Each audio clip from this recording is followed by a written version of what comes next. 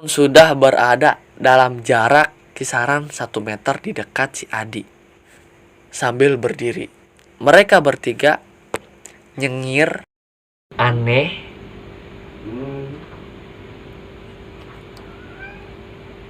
Ruas aing anjing sumpah.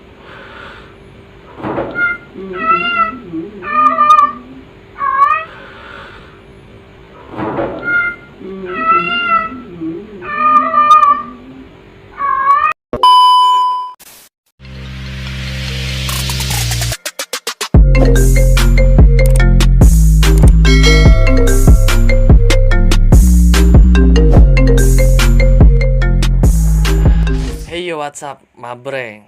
Kembali lagi bersama gua di Certas, Cerita Tuntas. Certas gua kali ini gua mau menceritakan kisah teror yang dialami oleh 2 orang pendaki ketika mereka mendaki di suatu gunung yang termasuk dalam 2 wilayah kabupaten, yaitu Kabupaten Majalengka dan Kabupaten Kuningan. Gunung yang bentuknya kerucut yang mempunyai ketinggian 3078 mdpl ini bernama Gunung Ciremai. Gunung yang selalu menyuguhkan keindahan yang memanjakan mata. Namun di balik keindahan yang ia suguhkan ada sejuta misteri di baliknya. Dan juga ada mitos yang sudah dipercayai oleh masyarakat banyak bahwa Gunung Ciremai ini adalah suatu istana kerajaan jin yang diratui oleh Nyi Linggir. Namun sebelum kalian mendengarkan kisah yang gua bawakan, alangkah baiknya kalian subscribe dulu channel gua di bawah. Like, komen, dan share ke teman-teman kalian semua, ke orang tua kalian ataupun ke siapapun itu, agar channel gua itu bisa terus berkembang. Dan juga gua mau mengucapin terima kasih banget yang udah subscribe dan yang udah dukung gua sampai sekarang. Pokoknya kalian the best lah. Oke, kita lanjut ke cerita.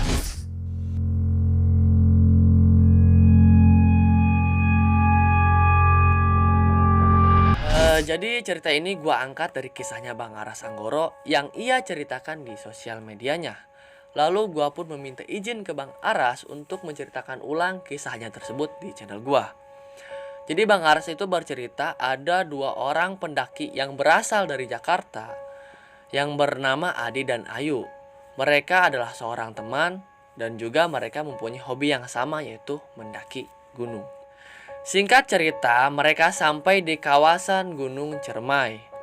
Setelah mereka sampai di kawasan Gunung Ciremai, mereka melakukan registrasi pendaftaran. Setelah melakukan registrasi pendaftaran, dimulailah perjalanan puncak ke Gunung Ciremai. Sebenarnya di dalam perjalanan menuju puncak semua berjalan dengan normal, dan bahkan sampai puncak pun mereka merasakan bahagia sekali karena lelah mereka dibayar dengan keindahan alam yang masih asri. Sampai puncak pun mereka tak lama langsung buat tenda. Habis beres tenda mereka masak air buat makan, buat kopi, dan tak luput mereka pun bercengkerama dengan pendaki-pendaki lainnya. Dan mereka pun bertemu dengan pendaki yang berasal dari Wonosobo. Ya, mereka mengobrol sampai tak terasa jam di tangan pun sudah menunjukkan tengah malam. Adi dan Ayu pun memutuskan untuk tidur. Karena besok mereka harus turun dari puncak, karena lusanya Adi dan Ayu harus beraktivitas seperti biasanya, yaitu bekerja di salah satu perusahaan di Jakarta. Singkat cerita, di keesokan harinya, waktu sudah menjelang sore, mereka pun bergegas untuk beres-beres barang dan memulai untuk turun. Tak luput sebelum mereka turun, mereka berpamitan ke pendaki yang berasal dari Wonosobo yang kemarin sempat diajak ngobrol. Sebenarnya pendaki Wonosobo ini menyarankan ngecamp semalam lagi ke Adi sama Ayu. Karena ya emang sudah mulai sore. Tapi karena besoknya Adi dan Ayu harus bekerja, ngecamp semalam lagi jelas gak mungkin. Setelah berpamitan, masuk hutan lagi, Ayu jalan duluan, si Adi belakangan, agar bisa mengawasi si Ayu. Mereka berjalan pelan karena jalur Linggarjati ini agak berbahaya untuk dibawa lari. Tak lama mereka berjalan turun, sampai di Pengasinan ada masalah baru yang muncul. Si Ayu ini heads. Jadi pas di pengasinan itu karena kalau misalkan menurut arah ataupun alur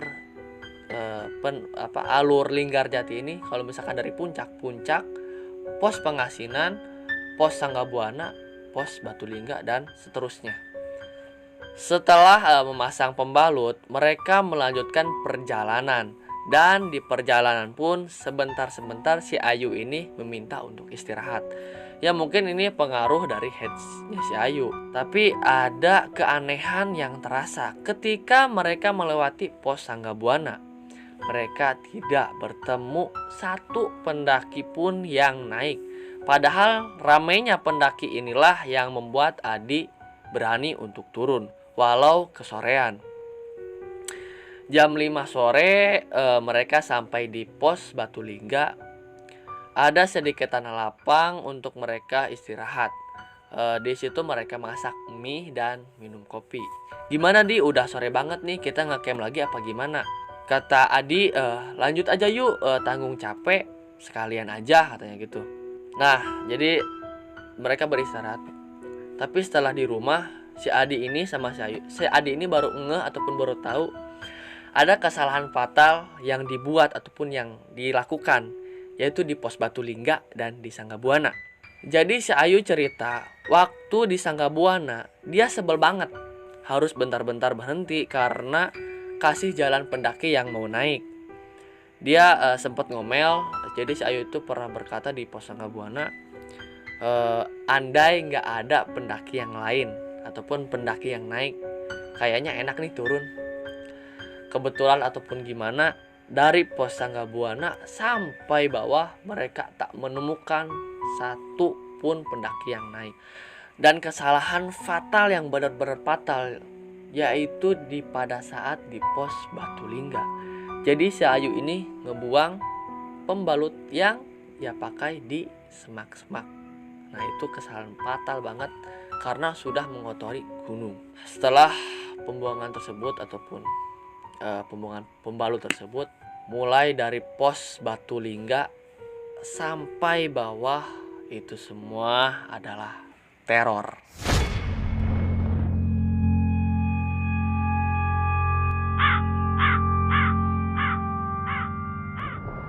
Oke, kita lanjut ke cerita lagi. Jadi beres-beres peralatan, packing ulang, mereka langsung jalan. Hari sudah gelap karena menjelang maghrib.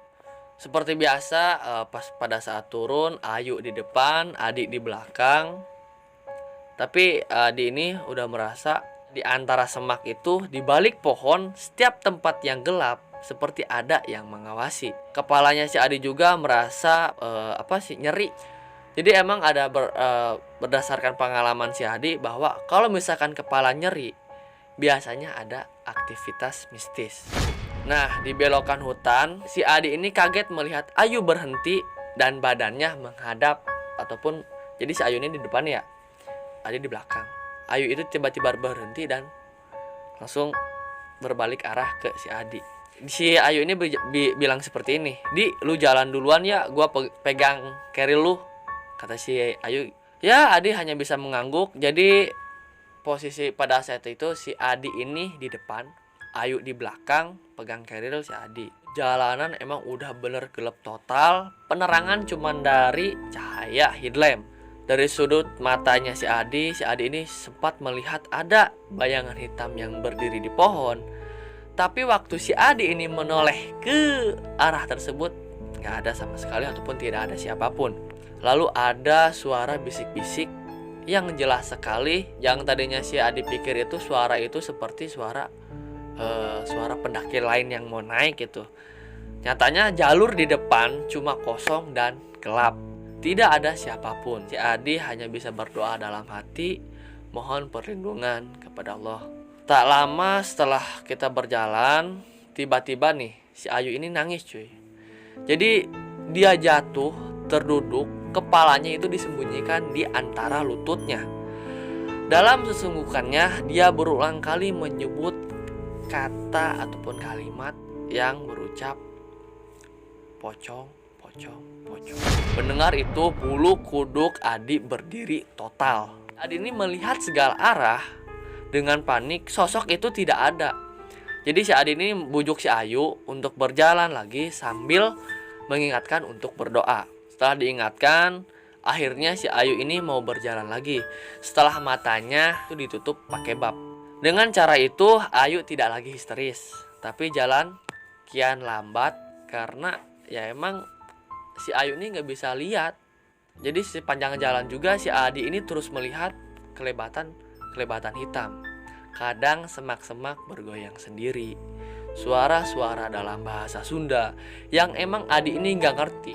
Jadi setelah mereka mendengar hal-hal tersebut ataupun melihat hal tersebut, pada saat dimana Adi melihat ada sosok di ujung jalur, sosok itu tersebut hitam, jongkok di bawah pohon, dan setelah melihat itu badan Adi gemetar. Terus si Adi ini istighfar semakin kencang. Si Ayu memegang tangan Adi dengan erat, semakin mendekat, karena mereka akan terpaksa melewati sosok tersebut. Hampir mendekati sosok tersebut, nyali si Adi ini habis. Adi diam di tempat, gemetar dan keringatan. Kali ini Ayu sudah memeluk si Adi karena dia kayaknya udah tahu ataupun ada feeling atau firasat yang gak baik nih. Kenapa sih si Adi ini diem gitu? Pasti gitulah. Tapi setelah dia berdiri mematung, tiba-tiba punggung Adi ada yang menepuk. Seorang pendaki ada yang sedang turun. Pada saat itu Adi mengucap, "Alhamdulillah kami selamat." Adi lega. Jadi sosok pendaki ini melambaikan tangan ke si Adi untuk jalan lagi. Si Adi ini mengikuti pendaki yang menepuk tadi, tapi karena emang Adi ini agak lambat karena si Ayu nggak bisa lihat apa-apa, pendaki tersebut hilang di kegelapan. Setelah pendaki itu hilang, Adi mendengar suatu kalimat yang berucap, "Jalan lurus aja bang, jangan sampai tengok kiri." Setelah mendengar kalimat tersebut ataupun mendengar kata-kata tadi, si Adi dan Ayu ini masih terus merayap pelan. Teror nyata bercampur dengan halusinasi membuat mental Adi semakin lemah. Sedetik yang lalu si Adi ini pernah melihat tangan keluar dari tanah. Ternyata hanya akar. Dalam keadaan ini, akhirnya si Adi ini ambruk. Adi terbangun saat merasakan ada air segar di mulutnya. Ternyata Ayu ini sedang menuangkan air agar si Adi ini gerasiman. Setelah merasa segar, mereka berdua mulai berjalan lagi. Keadaan sekarang berbalik. Adi yang hampir tidak punya tenaga tersisa dipapah oleh si Ayu. Kelebatan-kelebatan ataupun bayangan masih terlihat di antara pohon. Di suatu tempat si Adi ini bahkan pernah melihat kaki yang berayun-ayun. Tak berani si Adi ini memastikan itu kaki siapa. Adi hanya bisa memejamkan mata. Setelah melewati turunan yang agak tajam, Adi melihat di kiri jalur ada tenda. Adi ini merasa lega bukan main. Kata Adi, akhirnya kami berdua selamat. Jadi ada satu orang ataupun satu sosok yang melambaikan tangan ke si Adi. Jadi si Adi pada saat itu setengah berteriak dan ngomong ke si Ayu, "Yuk kita mampir dulu ke situ, ngopi, istirahat, besok aja kita jalan lagi," kata si Ayu sambil menunjuk ke arah tenda. Tiba-tiba Ayu menampar Adi dengan keras sambil berteriak-teriak histeris. "Di sadar, di istighfar, nggak ada apa-apa di situ." Setelah si Ayu menampar si Adi masih belum sadar juga. Malahan si Adi melihat 3 orang tersebut melambaikan tangan ke si Adi untuk seperti lambai-lambai memanggil. Kata si Adi bilang gini, "Itu ada orang yuk," katanya. "Ayo ke sana, nggak enak. Udah dipanggil-panggil yuk," katanya. Tapi Ayu masih terus gak ngelihat apa-apa. Ayu tampar lebih keras lagi sambil berteriak di kupingnya si Adi menyuruh untuk istighfar. Nah, setelah keteriakan tersebut, kali ini si Adi ini menengok ke kiri. Ketiga orang tersebut sudah berada dalam jarak kisaran 1 meter di dekat si Adi. Sambil berdiri, mereka bertiga nyengir aneh.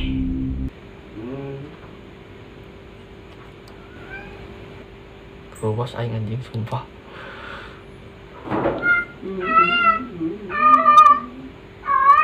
Terus aing anjing sumpah.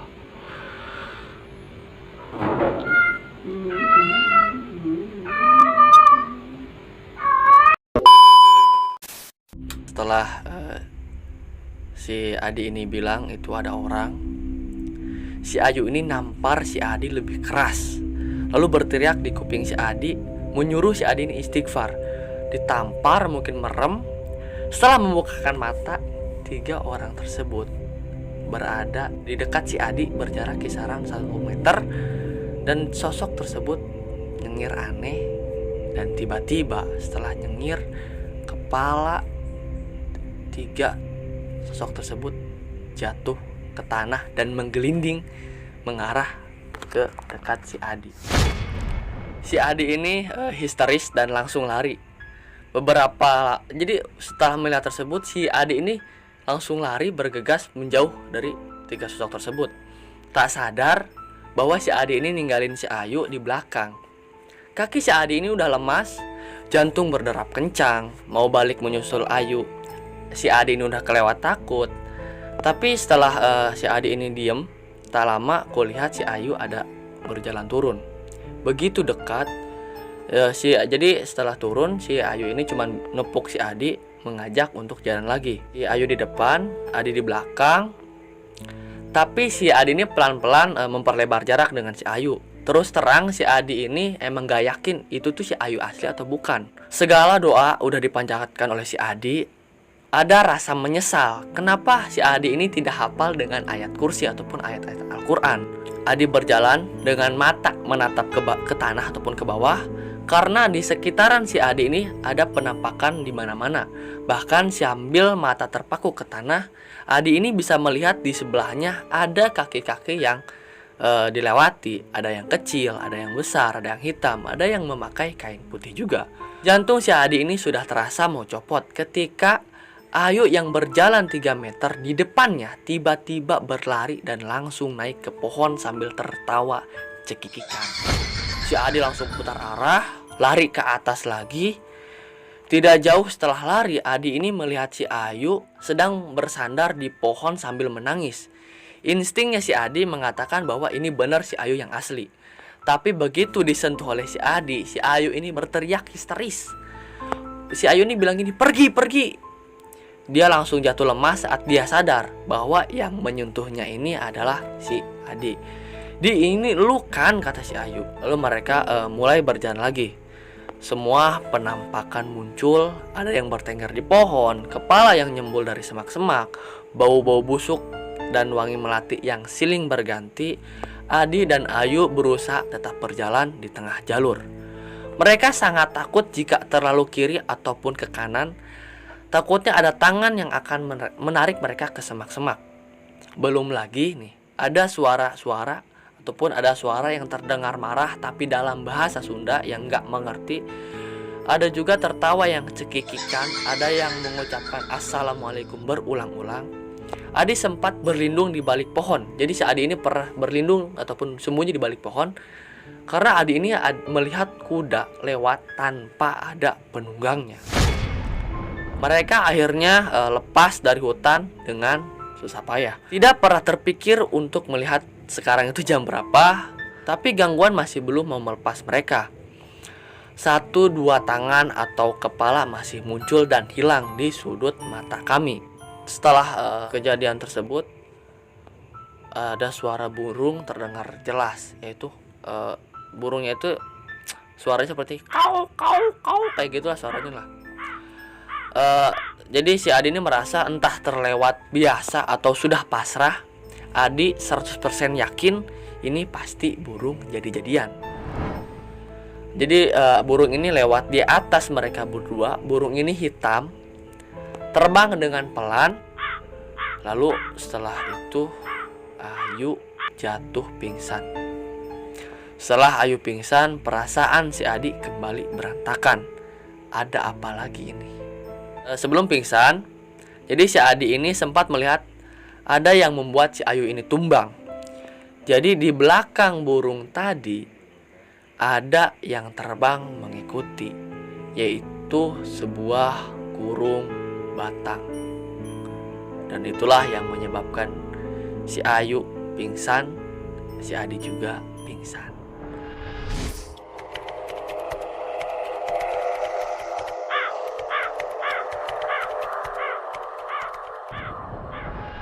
Setelah pingsan, Adi terbangun di pos Cibunar. Adi bingung sampai si Adi ini tersadar lagi. Adi merasa kejadian tadi malam bukanlah mimpi. Itu kejadian nyata yang membuat Adi ini gemetar kembali. Nah, di saat Adi ini tersadar dan terbangun, Adi melihat di dalam ruangan pos Cibunar itu ada beberapa orang di sekitarnya. Ada 2 orangan dan sisanya ada di luar ruangan. Nah, 2 orang ini menyadari bahwa si Adi ini sudah tersadar ataupun terbangun. Lalu mereka pun menghampiri. Ada yang satu membawa teh panas manis, dan yang satu lagi duduk di dekat si Adi dan mengusap-ngusap punggungnya si Adi. Adi memperhatikan seluruh ruangan karena Adi masih belum yakin ataupun dia masih belum percaya kalau dia sudah tertolong ataupun terselamatkan. Setelah Adi memperhatikan seluruh ruangan, si Adi ini merasa ada yang aneh. Karena si Ayu tidak ada di sampingnya si Adi. Adi pun panik dan langsung menanyakan ke bapak-bapak yang ada di ruangan itu. "Pak, teman saya di mana, Pak?" "Ada di ruangan sebelah," kata si bapak. "Tidak apa-apa kok." Setelah mendengar itu, si Adi ini merasa baikan. Lalu Adi menceritakan ulang semua kejadian yang Adi dan Ayu alami, yang membuat mereka pingsan. Si bapak ini mendengarkan, tapi anehnya si bapak ini mendengarkan dengan tenang, tidak nampak terkejut sama sekali. Bahkan sesekali asap rokok mengepul di bibirnya si bapak. Semua yang diingat Adi ia ceritakan, kecuali kejadian di mana Ayu membuang pembalutnya di semak-semak, itu nggak diceritakan. Ya, karena si Adi ini ada rasa takut dan juga malu karena sudah mengotori gunung. Setelah mendengar cerita dari Adi, si bapak ini langsung menanyakan, "Kunaon bisa sampai begitu? Kejadian goib memang sering terjadi di sini, tapi saya teh baru dengar yang sampai parah begini." Si Adi menjawab, "Saya juga tidak tahu, Pak," walaupun dengan berbohong. Setelah mendengarkan perjawaban dari si Adi ini yang seperti kelihatan berbohong, bapak itu langsung menatap lurus ke matanya si Adi seperti berusaha membaca. Lalu si bapak ini bertanya lagi, "Punten Nyajang, bapak cuma nanya kalian di atas jinah." Mendengar itu Adi ini gelagapan. "Astagfirullah, enggak Pak, saya sama Ayu cuma temen, kita juga bawa tenda masing-masing." Tapi si bapak itu masih menatap Adi dengan pandangan yang tidak yakin. Tapi memang itu kenyataannya. Adi dan Ayu ini sepakat untuk tidur di tenda masing-masing. Ayu membawa tenda satu orang yang sering memang diejek oleh si Adi ini, yaitu seperti tendanya orang mati. Dan si Adi membawa tapten yang memang baru ia beli sebelum berangkat. Memang mereka berdua ini, Adi dan Ayu ini memang akrab, tapi keakraban mereka sama sekali tidak mengarah ke arah romantis.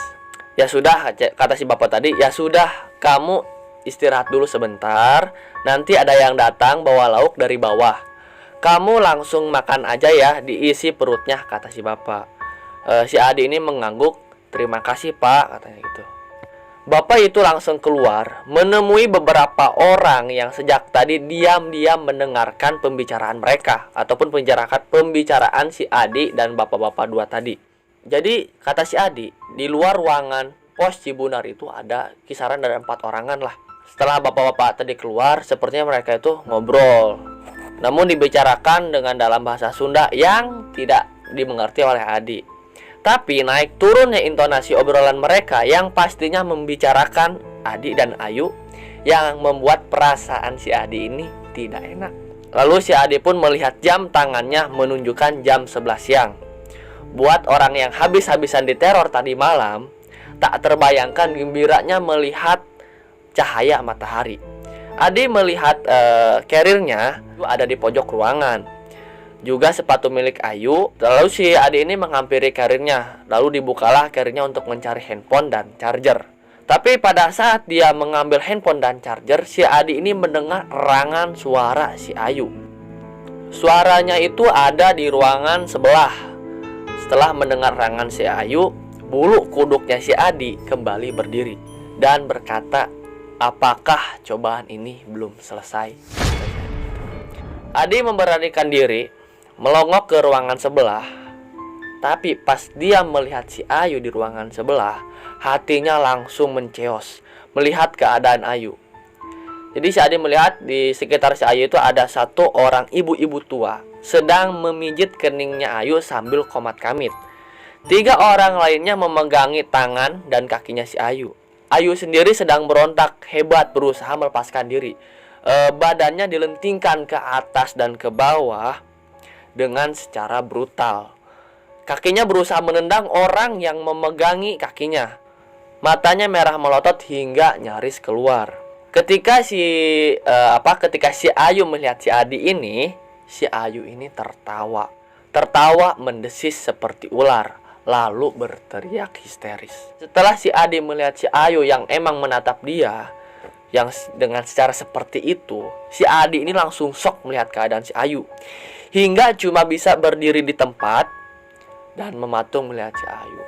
Lalu si bapak yang menyuguhkan teh ke si Adi ini menghampiri dan menarik si Adi untuk menyuruhnya meminum air teh tadi. Dan sambil ngomong, jangan ke situ Jang, di sini aja, kata si bapak. Tapi si Adi ini merasa kesian dengan kondisi si Ayu ini. Si Adi ini bilang, teman saya pak, katanya tanpa bisa meneruskan kalimat. Kata si bapak menjawab dengan santai, sebentar lagi nggak apa-apa, udah di sini aja kamu, katanya gitu. Lalu si Adi pun menuruti perkataan si bapak, lalu duduk dan meminum teh. Si Adi diam, tangannya yang memegang gelas teh gemetar pelan. Lalu tiba-tiba Adi ini teringat dengan meeting bulanan. Pekerjaan yang memaksa si Adi untuk terus turun, walau ada keinginan untuk ngecamp semalam lagi, terlambat sudah. Adi membayangkan muka murka atasannya atas ketidakhadirannya. Laporan-laporan yang harus Adi serahkan, wajah kecewa dari rekan-rekannya, si Adi ini mendesah. Lalu si Adi ini di keadaan diamnya, Adi berkata kepada si bapak, Pak, kira-kira sore teman saya udah normal belum ya, katanya. Bis arah Jakarta sampai malam kan pak? Saya hari Selasa harus sudah ngantor pak, tanya si Adi ke si bapak. Si bapak ini menjawab ringan, tapi bagai petir di telinganya si Adi, si bapak ini ngejawab, sekarang teh hari Rabu Jang. Si Adi mendengar itu langsung kaget. Astagfirullah, aku pingsan 3 hari. Setelah Adi ini kaget, tidak lama ibu tua tadi keluar. Dia berjalan lemah menghampiri kerumunan orang di depan. Di situ Adi memperhatikan keriput tangannya. Ibu ini memang sudah tua sekali. Mungkin usianya hampir kisaran 70 tahunan. Di situ dia berbicara pelan, yang lain mendengarkan. Pada suatu kalimat beberapa orang terkejut, lalu mengangguk-ngangguk tanda mengerti. Bapak tadi lalu menghampiri si Adi, lalu berbicara ke si Adi, Jang, kita turun duluan ya. Kamu bapak bonceng, teman kamu nanti nyusul turun. Soalnya motornya cuma 1. Setelah mendengar perkataan tadi, Adi ini tidak bisa selain setuju. Nah, lalu dia pun menghampiri carrier, dan ketika akan mengangkat carrier, si bapak yang tadi ini melarang. Udah di situ aja, biar nanti ada yang nurunin. Hayu Jang, kata si bapak, ada sedikit nada memaksa. Memang benar, di luar ada motor yang diparkir. Si bapak naik ke motor dan menyalakannya. Aku lalu naik di belakang, tapi ketika digas, motor ini tiba-tiba mati. Adi turun lagi karena si bapak tampaknya akan menyela motor. Sekali sela memang langsung hidup. Adi naik lagi, tapi ketika motor itu digas, motornya kembali mati. Nah, setelah melihat itu ada 2 orang menghampiri si Adi dan si bapak.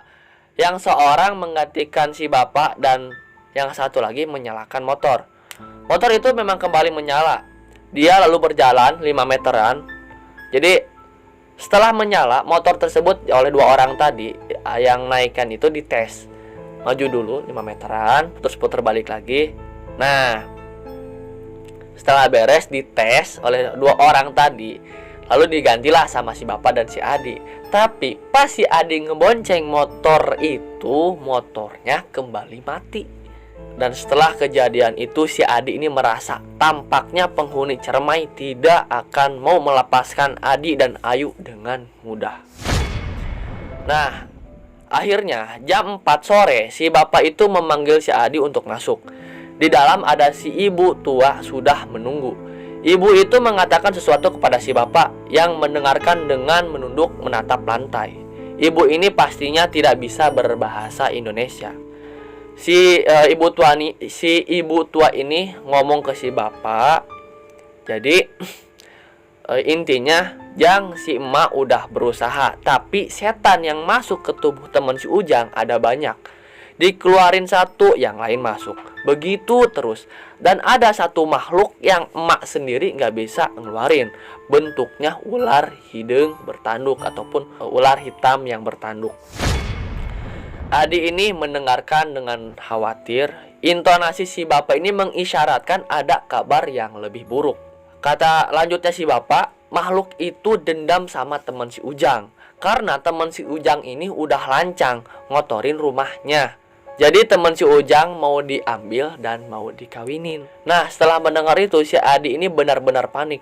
Pak, tolong pak, bilangin saya minta maaf. Tolong pak, bu, tolong. Si Adi ini meratap. Iya Jang, tenang. Kata si emak, makhluk ini juga enggak jahat. Dia maklum dengan kelakuan manusia, pendaki sekarang. Tapi kelakuan temen Ujang ini memang udah keterlaluan, kata si bapak. Nah, si Adi ini ada merasa lega perasaan ketika mendengar ucapan si bapak barusan. Si bapak ini bilang lagi, dia akan ngelepas teman si Ujang, tapi ada syaratnya. Apa syaratnya pak? Tanya si Adi khawatir. Ujang malam ini harus naik dan ambil lagi kotoran yang kemarin dibuang teman si Ujang. Seluruh sendi tubuhnya si Adi langsung bergetar mendengar syarat barusan. Setelah mendengarkan persyaratan dari si bapak tadi, maghrib pun tiba. Adi yang belum tentu setahun sekali melaksanakan sholat, tapi pada pas sholat maghrib itu si Adi ini sholat dengan khusyuk. Setelah Adi melaksanakan sholat, si Adi ini berdoa hingga menitikan air mata, mohon perlindungan Allah. Sehabis berdoa, si bapak yang mengimami Adi sholat maghrib berbalik ke arahnya si Adi, lalu berkata, Jang, nanti habis sholat isya langsung berangkat. Gak usah takut, bismillah aja. Doa jangan putus ya, katanya. Adi cuma diem dan mengangguk. Lalu si bapak ini melanjutkan omongannya, yaitu setan apa saja gak bisa nyelakain kalau Ujang ingat Gusti Allah. Cuma Allah sebaik-baiknya perlindungan, sambung si bapak. Nah, tak lama Isa pun datang. Adi mengisi carrier-nya dengan 2 botol air mineral. Lalu si Adi ini mengecek headlamp juga senter, semua siap. Adi menengok sekali lagi keadaan si Ayu. Dia sedang tertidur dan masih ditemani oleh si ibu tua. Si ibu ini tersenyum kepada Adi seperti memberi restu. Nah, di luar Adi sudah ditunggu oleh si bapak. Adi mencium tangannya si bapak sekaligus meminta bantu doa. Lalu si bapak memberikan Adi sebuah bungkusan dari kain putih. Adi bertanya nih, apa ini pak? Ini bungkusan isinya tanah. Nanti tanah ini kamu sebar di gubuk belakang condong amis ya. Kainnya kamu bawa. Nanti kalau ketemu apa yang kamu cari, kain ini buat bungkusnya. Sekali lagi Adi mengangguk, lalu dengan menarik nafas dalam, Adi berangkat. Setelah berangkat, seekor burung berkauk-kauk entah di mana, mengikuti setiap langkahnya si Adi. Satu-satunya penerangan hanya cahaya senter yang diarahkan ke tanah. Adi sengaja mengarahkan ataupun memfokuskan cahaya senter itu ke langkah kakinya. Semakin jauh berjalan, bayangan horor malam itu kian menjadi nyata. Tapi tiap kali bayangan itu muncul, segera si Adi tepis jauh-jauh walau sia-sia hasilnya. Adi berhenti di batas ladang. Di depannya sekarang membentang hutan pinus. Aura mistis menjalar dari semua tempat. Dengan mengucap bismillah, Adi ini melangkah. Tapi tiba-tiba Adi mencium bau busuk yang sangat pekat. Bulu kuduknya Adi langsung berdiri. Cahaya senter bergoyang akibat tangannya ini gemetar hebat ataupun tremor. Adi tetap memaksa untuk maju walau pelan. Setiap kali Adi ini ingin berbalik dan lari, Adi selalu diingatkan sosok Ayu yang sedang tidur saat tadi dia tinggal. Nah, setelah itu bau busuk itu hilang, berganti dengan bau melati. Sumber baunya begitu dekat, seakan-akan tepat di belakangnya si Adi. Seluruh bulu kuduknya si Adi ataupun seluruh bulu tubuhnya si Adi meremang, membayangkan sosok apa di belakangnya. Dan setelah membayangkan sosok apa yang di belakangnya, Adi ini terdiam. Ada tangan sedingin es menyentuh tengkuknya si Adi. Langsung si Adi ini istighfar dan berjalan semakin cepat. Dalam situasi seperti ini tiba-tiba Adi teringat dengan legenda Nini Pelet yang konon berkeliaran di antara pohon-pohon pinus di wilayah ini di waktu malam. Juga sosok Nyai Kembang, pengantin wanita yang mati saat tengah mengandung dan mayatnya dibangkitkan. Pikiran tentang Nyai Kembang dengan wajah pucatnya menyeringai di belakangku cukup membuatku langsung berlari panik. Entah berapa lama si Adi ini lari tanpa mempedulikan jalan yang mulai menanjak. Bayangan Nyai Kembang yang menyeringai sungguh meneror si Adi. Hingga akhirnya si Adi tersungkur karena kakinya si Adi terkait oleh akar pohon yang melintang. Setelah tersungkur, di depannya jauh ke atas nampak sebuah bangunan gubuk kayu. Dari posisinya si Adi saat ini, bayangan gelap bangunan itu yang diselimuti kabut tipis seakan memberikan peringatan untuk jangan coba berani mendekat. Dengan ragu, si Adi ini menyenteri bangunan kosong itu. Mungkin ini yang dimaksud dengan gubuk condong amis yang dimaksud si bapak. Pelan dan ragu, Adi mendekati bangunan di tengah hutan itu. Sosok gelap bangunan ini saja sudah cukup mengintimidasi si Adi. Pohon-pohon hitam di sekitarnya dengan ranting kurus yang dalam pikirannya si Adi bagaikan tangan orang mati yang menjuntai di sana sini. Adi berhenti 10 meter di depannya, atau si Adi ini berhenti di depan gubuk itu 10 meteran, menyoroti cahaya senternya ke setiap pojok ruangan. Lalu si Adi pun merasa lega setelah tidak ada sosok apapun yang bersembunyi di kegelapan. Tangan Adi merogoh kantong celana dan mengambil bungkusan putih berisi tanah. Warna putih kain itu langsung membuat si Adi ini bergidik ngeri. Si Adi ini membuka ikatannya lalu nuangkan tanah di dalamnya ke tangannya si Adi. Si Adi ini menarik napas, langsung si Adi ini lari ke belakang pondokan ini. Lalu secepatnya si Adi ini menyebarkan tanah tadi sesuai permintaan si bapak sebelumnya. Adi sengaja melakukannya dengan cepat karena ngeri membayangkan apa yang ada di belakang pondokan itu. Tapi tiba-tiba muncul sebuah wajah putih menyembul di antara semak. Matanya membelalak lebar tepat di depan mukanya si Adi. Si Adi ini langsung jatuh, duduk sambil berteriak-teriak histeris. Ketika Adi memberanikan diri membuka mata, sosok itu berdiri di sana bertolak pinggang. Seperti inilah. Adi masih dalam keadaan jatuh, terduduk dan shock. Sosok itu mengeluarkan suara yang anehnya terdengar normal. Adi langsung menguasai diri, sosok ini ternyata manusia biasa atau seperti seorang pendaki.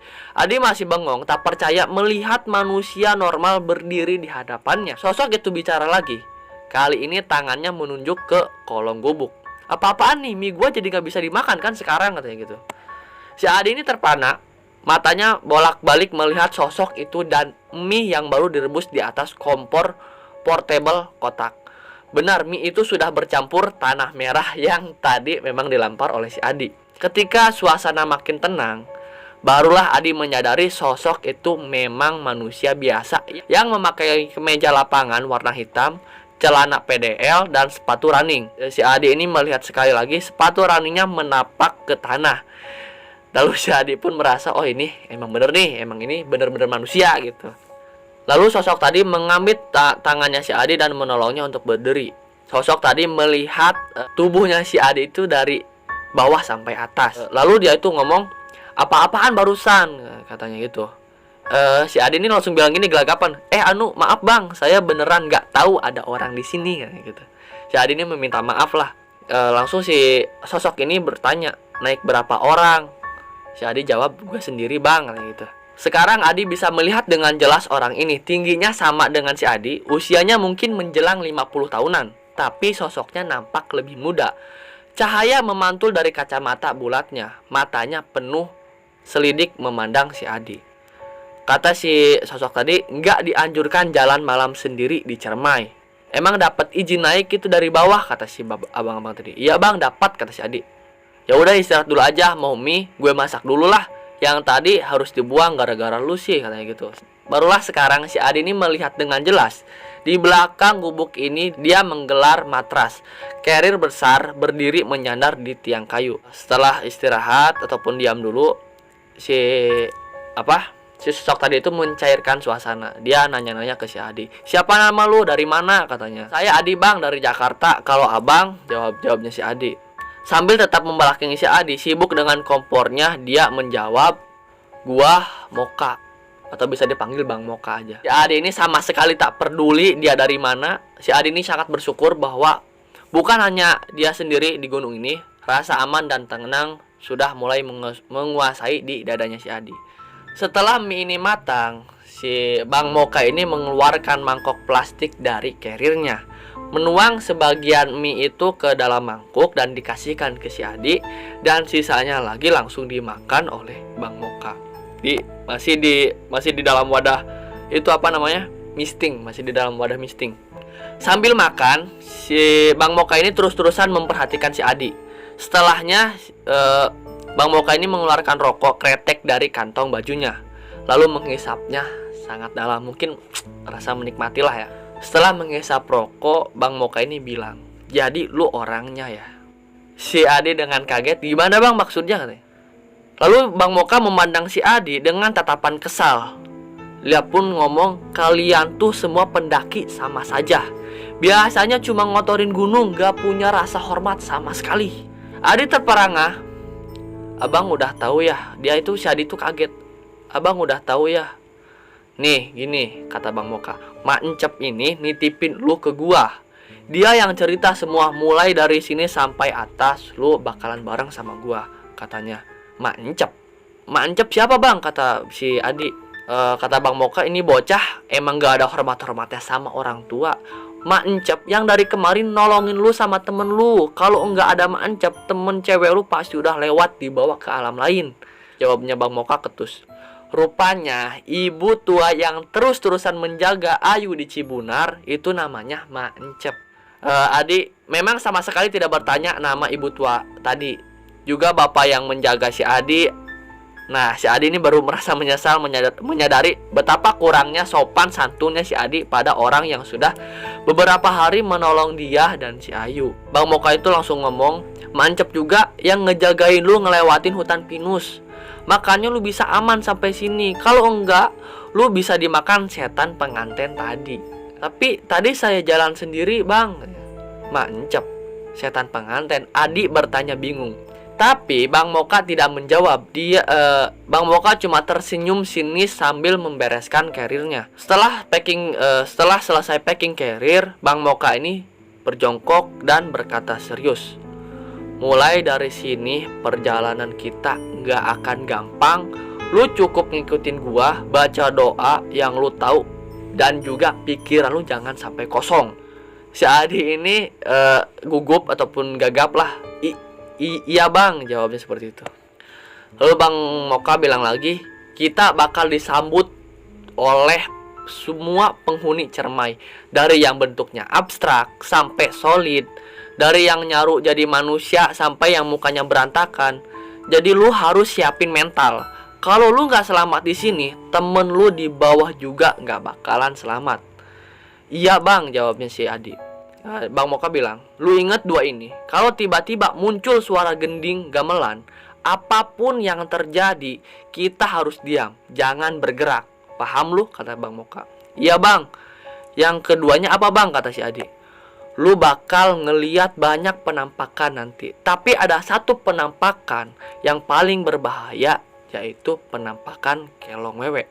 Kata si Adi, itu yang kayak gimana bang? Terus saya harus gimana kalau ada gituan? Pikirnya si Adi langsung kalut.